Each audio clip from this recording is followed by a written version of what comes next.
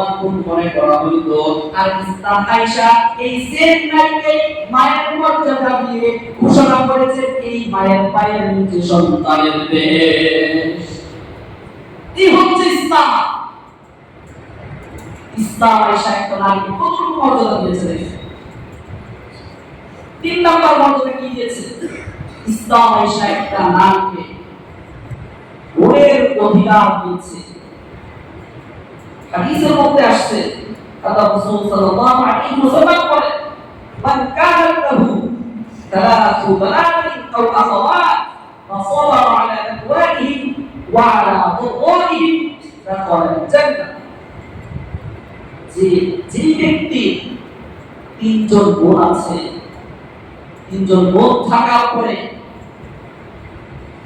তাদের লালন পালনে খুব কষ্ট করে, সেই কষ্টের উপরে ধৈর্য ধারণ করে, তাহলে আল্লাহ পাক রব্বুল আলামিন তাকে জান্নাত দিয়ে দেন।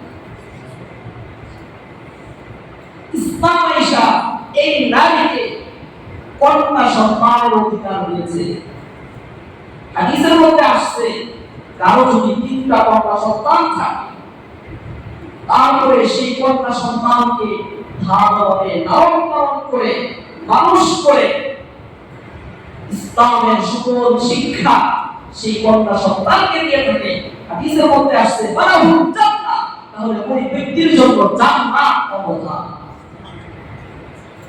ঠিক তদ্রূপভাবে ইসলাম আয়েশা একজন মানুষ, একজন নারীকে স্ত্রী হিসাবে অধিকার দিয়েছে, স্ত্রীর মর্যাদা দিয়েছে। সেই স্ত্রীর মর্যাদা দিয়ে আল্লাহ পাক রব্বুল আলামিন পবিত্র কোরআনে বলেন, ওয়াশিরুহুন্না বিল মারুফ, তোমরা সেই স্ত্রীদের সাথে ভালো আচরণ করো। হাদিসের মধ্যে আসছে আল্লাহ রাসূল সাল্লাল্লাহু আলাইহি ওয়াসাল্লাম বলেন, খায়রুকুম লিআহলি, তোমাদের মধ্যে সর্বোত্তম মানুষ হচ্ছে ওই ব্যক্তি যে তার স্ত্রীর কাছে সবচেয়ে ভালো। তো এই হাদিসের ভাষ্যতে বোঝা যায় স্ত্রীর কাছে যে পুরুষ যত বেশি ভালো, ইসলামের মধ্যে মর্যাদার দিক থেকে সেই পুরুষের মূল্যায়ন। তো এইভাবে ইসলাম প্রত্যেক পদে পদে সেই নারী জাতির মূল্যায়ন করেছে। ইসলাম কখনো মা হিসাবে সেই নারীর মূল্যায়ন করেছে, ইসলাম কখনো কন্যা হিসাবে সেই নারী জাতির মূল্যায়ন করেছে, ইসলাম কখনো বোন হিসাবে সেই নারী জাতির মর্যাদা দিয়েছে, ইসলাম কখনো স্ত্রী হিসাবে নারী জাতির মূল্যায়ন করেছে। আগেকার জামানায় নারী জাতিকে ভোগ্যপণ্য মনে করা হতো, ইসলাম আয়েশা সেই ধাপ মুক্ত করে বিবাহ নামক একটা পবিত্র বন্ধন সৃষ্টি করে দিয়েছেন। আর বলেছেন, ওয়াআতুন নিসা সাদকাতিহিন্না বিহরা, তোমরা নারী জাতিকে মহর দাও। বিবাহ করতে চাও তাহলে একটা মহর তোমরা নারী জাতিকে দিতে হবে। আগে তোমরা যেভাবে ফ্রিতে একটা নারীকে উপভোগ করতা, ভোগ্য বস্তু মনে করতা, ইসলাম এসে সেটাকে কখনো গ্রহণ করে না, বরং ইসলাম করে একজন নারী জাতির অনেক মূল্যায়ন রয়েছে, না ইসলামে নারী জাতির অনেক মর্যাদা রয়েছে। সুতরাং তুমি চাইলে ফ্রিতে তুমি বিবাহ শাদী করতে পারবে না, বরং তার জন্য একটা ধার্যকৃত সম্পদ মহর হিসাবে সেই নারীকে। ঠিক তদ্রূপভাবে ইসলাম নারী জাতির শিক্ষা দীক্ষা অধিকার দিয়েছে। ইসলাম পূর্ব জামানায় নারী জাতির কোন ধরনের যেভাবে মূল্যায়ন ছিল না, ঠিক তদ্রূপভাবে শিক্ষা দীক্ষার ক্ষেত্রেও নারী জাতিকে কোন ধরনের অধিকার দেওয়া হয় নাই। সকল ধরনের শিক্ষা দিক থেকে সেই নারী জাতিকে পিছিয়ে রাখা হয়েছে। কিন্তু ইসলাম আয়েশা সেই নারী জাতিকে শিক্ষা দীক্ষার অধিকার দিয়েছেন। হাদিসের মধ্যে আসছে রাসূল সাল্লাল্লাহু আলাইহি ওয়াসাল্লাম বলেন, তালাবুল ইলমি ফারিদাতুন আলা কুল্লি মুসলিমিন ওয়া মুসলিমা, প্রত্যেক মুসলমান নর নারীর উপরে ইলম শিক্ষা করা ফরজ। এই হাদিসের মধ্যে বলা হয় নাই প্রত্যেক মুসলমান নরের উপরে ইলম অর্জন করা ফরজ, বরং বলা হয়েছে প্রত্যেক মুসলমান নর নারীর উপরে ইলম শিক্ষা করা ফরজ। হযরত আয়েশা রাদিয়াল্লাহু তাআলা আনহা ইলমের দিক থেকে ফিকার দিক থেকে অনেক পুরুষ সাহাবী থেকেও অনেক ঊর্ধ্বে ছিলেন। আল্লাহ রাসূল সাল্লাল্লাহু আলাইহি ওয়াসাল্লামের ওফাতের পরে অনেক মতপূর্ণ বিষয়ে, অনেক কঠিন বিষয়ে, অনেক মাসাইলের ক্ষেত্রে হযরত আয়েশা সিদ্দিকা রাদিয়াল্লাহু তাআলা আনহা থেকে সাহাবায়ে কেরাম রাদিয়াল্লাহু তাআলা আনহুম আজমাইন সমাধান নিয়ে যাইতেন। আল্লাহ রাসূল সাল্লাল্লাহু আলাইহি ওয়াসাল্লাম উম্মাহাতুল মুমিনিনের জন্য লেখা শিখার ব্যবস্থা করেছে। এই জন্যই তো হাদিস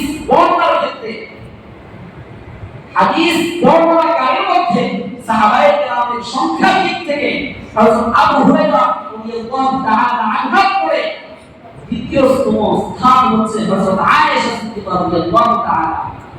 তো এইভাবে ইসলাম নারী জাতিকে শিক্ষা দীক্ষার অধিকার দিয়েছে। ঠিক তদ্রুপভাবে ইসলাম নারী জাতিকে সম্পদের অধিকার দিয়েছে। আমরা অন্য ধর্মতে আমরা দেখিয়েছি যে হিন্দু ধর্মে, বৌদ্ধ ধর্মে, ইসলাম ধর্মে, আরব সভ্যতা, মিশরীয় সভ্যতা, সেখানে নারীদের জন্য কোন ধরনের মর্যাদা নেই, কোন ধরনের মর্যাদা ছিল না। কিন্তু ইসলাম আইসা সব ধরনের মর্যাদার পাশাপাশি সম্পদের অধিকারও ইসলাম দিয়েছে। আল্লাহ পাক রব্বুল আলামিন পবিত্র কোরআন বলেন, লিররিজালি নাসিবুম মিম্মা তারাকাল ওয়ালিদানি ওয়াল আকরাবুন ওয়া লিন-নিসাই নাসিবুম মিম্মা তারাকাল ওয়ালিদানি ওয়াল আকরাবুন। যেমনিভাবে একজন পুরুষের জন্য ওয়ারিসানা হিসাবে তার পিতা মাতা এবং তার নিকট আত্মীয় স্বজন যারা রেখে যায়, সেখান থেকে ওয়ারিস হিসাবে একটা পুরুষের জন্য যেভাবে সম্পদ থাকে, ঠিক তদ্রুপভাবে একটা নারীর জন্য সেই রকম অংশ থাকে। কিন্তু কিছু প্রগতিশীল ইসলাম বিদ্বেষীরা তারা বলে ইসলামে মিরাসের ক্ষেত্রে, উত্তরাধিকারের ক্ষেত্রে নারী জাতিকে ঠকানো হয়েছে। এটা সম্পূর্ণ ভুল। তারা ইসলামের মিরাস নীতি সম্পর্কে ইসলামের মিরাস নীতি সম্পর্কে পরিপূর্ণভাবে জানা না থাকার কারণে তারা এই বক্তব্য দিয়েছে। তারা শুধু ইসলামের মিরাস নীতির একটা খণ্ডিত অংশকে প্রচার করে, সেটাই শুধুমাত্র প্রচার করে ইসলাম বিদ্বেষ হিসাবে, অথচ ইসলামের মিরাস নীতির আরো যে অংশ আছে সেগুলো তারা প্রচার করে না। তারা শুধু বলে যে ইসলামের মধ্যে আছে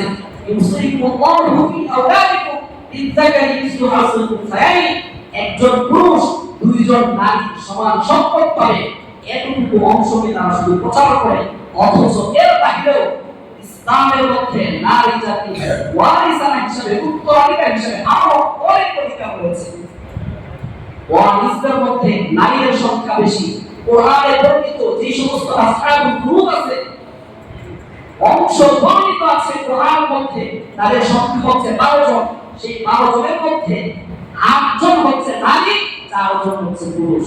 ঠিক তদ্রুপভাবে কিছু কিছু ক্ষেত্রে পুরুষ বঞ্চিত হয়ে যায়, কিন্তু নারী সেই উত্তরাধিকার থেকে বঞ্চিত হয় না। ঠিক তদ্রুপভাবে কিছু কিছু ক্ষেত্রে একজন পুরুষ থেকেও একজন মহিলা সম্পদ বেশি পায়, আবার কোনো কোনো ক্ষেত্রে একজন পুরুষের সমান একজন নারী সম্পদ পায়।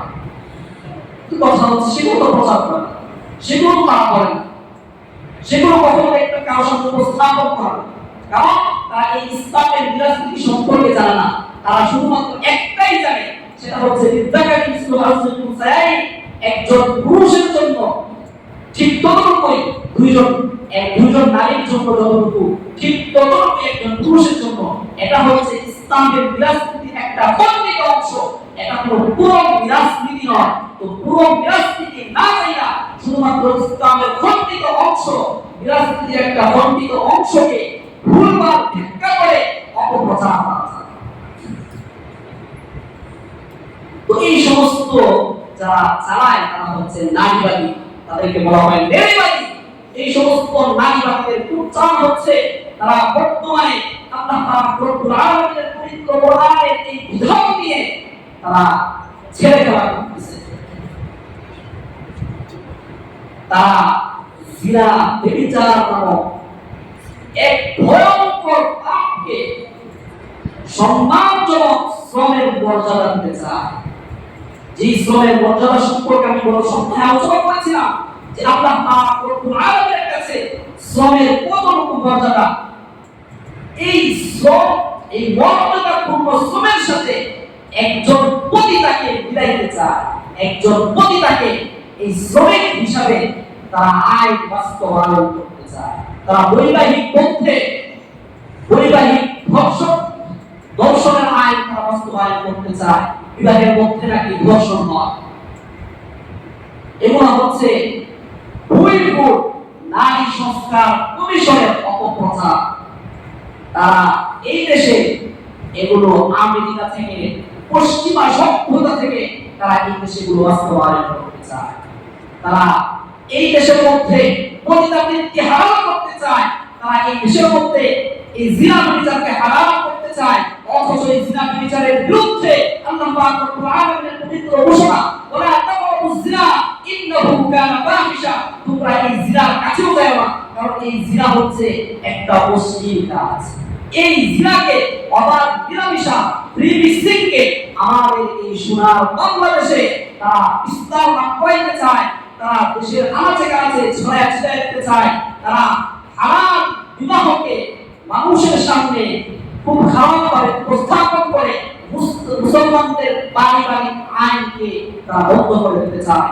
আমি ওই সমস্ত নারী সংস্কার কমিশনকে দীপ্ত কণ্ঠে বলে দিতে চাই, এই বাংলাদেশ হযরত শাহজালাল শাহপুর রহমাতুল্লাহি আলাইহির বাংলাদেশ, এই বাংলাদেশ হযরত আল্লামা খরানি রহমাতুল্লাহি আলাইহির বাংলাদেশ, এই বাংলাদেশ আল্লামা শামসুল হক ফরিদপুর রহমাতুল্লাহি আলাইহির বাংলাদেশ, এই বাংলাদেশ আল্লামা শাহ আহমদ শরীফ রহমাতুল্লাহি আলাইহির বাংলাদেশ। সুতরাং তোমরা এই অল্প পার্সেন্টে সেই সমস্ত ভুল সংস্কার কমিশন এই সোনার বাংলাদেশে অবৈধ ইসলাম বিরোধী নীতি, ইসলাম বিরোধী আইন তোমরা আমাদের লাখ কোটি তৌহিদি জনতার রক্ত যদি বেঁচে থাকবে, তোমরা এই দেশে এই সমস্ত অবৈধ বাস্তবায়ন করতে পারবে না ইনশাআল্লাহ। তারা এই দেশটাকে আমেরিকার মতো বানাইতে চায়। মুসলমানদের পুরো সমাজকে তারা পরিবর্তন করে দিতে চায়। অথচ ইসলাম সেই নারী জাতিকে কতটা মূল্যায়ন করেছে, ইসলাম নারী জাতিকে কতটুকু অধিকার দিয়েছে। তারা ইসলামের বিরাজনীতির যে অংশটা নিয়ে একটা অভিযোগ করে যে একজন পুরুষের জন্য দুইজন নারী সমান, সেটা একটা ব্যাখ্যা, উদাহরণ হিসেবে একটা ব্যাখ্যা ধরে নেন। প্রথমত হচ্ছে এটা হচ্ছে আল্লাহ পাক রব্বুল আলামিনের আইন। এই আইনের বিরোধিতা কখনো করা যাবে না। কিন্তু হুদুদুল্লাহ, এটা হচ্ছে আল্লাহ পাক রব্বুল আলামিনের সীমারেখা। যারা আল্লাহ পাক রব্বুল আলামিনের এই সীমারেখা অমান্য করবে, সীমা লঙ্ঘন করবে, আল্লাহ পাক রব্বুল আলামিন তাকে চিরকাল জাহান্নামে নিক্ষিপ্ত করবেন। এটা হচ্ছে প্রথম কারণ। দ্বিতীয় আরেকটা ব্যাখ্যা শুনেন। একজন পুরুষকে কেন বেশি দেওয়া হয়? একজন পুরুষকে পুরুষ হিসাবে সম্পদ কখনো বেশি দেওয়া হয়, বরং একজন পুরুষকে সম্পদ বেশি দেওয়া হয় তার দায়িত্বের দিকে লক্ষ্য করে, তার ফরজের দিকে লক্ষ্য করে। ইসলাম নারী জাতিকে কখনো দায়িত্ব চাপাইয়া দেয় না, কখনো খরচ করতে বলে না। একজন নারী বিবাহের আগ পর্যন্ত তার দায়িত্ব পালন সব কিছু হচ্ছে পিতার উপরে। পিতা যদি না থাকে তাহলে ভাইয়ের উপরে, ভাই না থাকলে অন্য আত্মীয়স্বজনের উপরে। তবুও ইসলাম বলে না যে খরচ করো, তুমি নারী তুমি খরচ করে, এটা ইসলাম কখনো বলে না। বিবাহের পরে তার স্বামীর উপরে খরচের দায়িত্ব চলে যায়। কিন্তু একজন পুরুষ বালেগ হওয়ার পর থেকে সমস্ত খরচের হিসাব তার উপরে চলে আসে। কথার কথা, একজন পিতা তার দুইটা বাচ্চা, একটা পুরুষ আর একটা কন্যা, দুইজনকে নানার বাড়ি পাঠিয়েছে। পাঠানোর সময় ছেলেকে দিল 100 টাকা আর মেয়েকে দিল 50 টাকা। দিয়া বলবো যে তুমি তোমার নানার বাড়ি থেকে বেড়ায় আসবা, বেড়ায় যাওয়া আসার পথে যত ধরনের রাস্তার খরচ আছে, যত ধরনের গাড়ি ভাড়ার খরচ আছে, সেটা তুমি ছেড়ে তুমি দিবা। তোমাকে আমি 100 টাকা দিয়েছি, সেখান থেকে তুমি রাস্তার খরচ দিবা। আবার সেখান থেকে তোমার নানার বাড়ির জন্য যদি কিছু নিয়ে যেতে হয় সেটাও তুমি নিয়ে যাইবা। আবার আজ রাস্তায় যদি কোনো কিছু তোমার বোন খাইতে চায় সেটাও তুমি খাওয়াইবা। এইভাবে তুমি তোমার নানার বাড়ি থেকে সেই 100 টাকা দিয়ে ভ্রমণ করে আসবা, বেড়ায় আসবা। দেওয়া হয়েছে 50 টাকা, কিন্তু তার উপরে কোনো ধরনের খরচের তালিকা তাকে দেওয়া হয়নি। তাকে বলে নাই তুমি অর্ধেক কালিমা দিবা, তাকে বলে নাই যদি নানার বাড়িতে কিছু নিয়ে যেতে হয় সেখান থেকে তুমি অর্ধেক টাকা দিবা, এই কথা কখনো বলে নাই। বরং একজন পিতা যখন তার ছেলেকে 100 টাকা দিয়েছে, সেখানে সমস্ত খরচাদি, দুইজনের সকল খরচাদি একজন পুরুষের উপর অর্পণ করে দিয়েছে। তো নানার বাড়ি থেকে বেড়ে আসার পরে দেখা যাবে ছেলের হাত পুরা খালি, কিন্তু মেয়েকে যে 50 টাকা দিয়েছিল সেই 50 টাকা পুরোটাই তার হাতে রয়ে গেছে। এটাই হচ্ছে ইসলামের সৌন্দর্য। এখন কথা হচ্ছে এখন বলেন এখানে কেউ সমানভাবে বলা হলো না খরচ করতে। ইসলাম কখনো নারী জাতিকে বলে না খরচ করতে, বরং নারী জাতিকে যা দেওয়া হয় সেটা তার কাছে বোনাস হিসেবে থেকে যায়। কিন্তু ছেলেকে এই যে দুই ভাগ দেওয়া হয়, সেই 2 ভাগও দেখা যায় দিন শেষে থাকে না। এটাই হচ্ছে ইসলাম। তো ইসলাম নারী জাতির ন্যায্য অধিকার চায়, ইসলাম সম অধিকার চায় না। কারণ নারী জাতির সাথে সম অধিকার ইসলাম বলে না, বরং ইসলাম বলে ন্যায্য অধিকার। তো আল্লাহ পাক রব্বুল আলামিন আমাদের উক্ত কথাগুলো আমল করার তৌফিক দান করুন। ওয়া আখিরু দাওয়ানা আলহামদুলিল্লাহি রাব্বিল আলামিন। রাসূলুল্লাহ সাল্লাল্লাহু আলাইহি ওয়াসাল্লাম।